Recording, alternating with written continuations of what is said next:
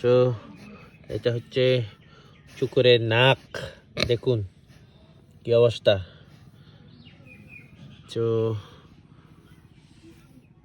অনেক বড় শুকর, দেখুন কানগুলা। মানে মানে মানে ইন্দি ইন্দি ইন্দি ইন্দি ইন্দি দাঁতগুলা দেখুন, শুকরের দাঁতগুলা কত বড় বড় হয়েছে গাইস।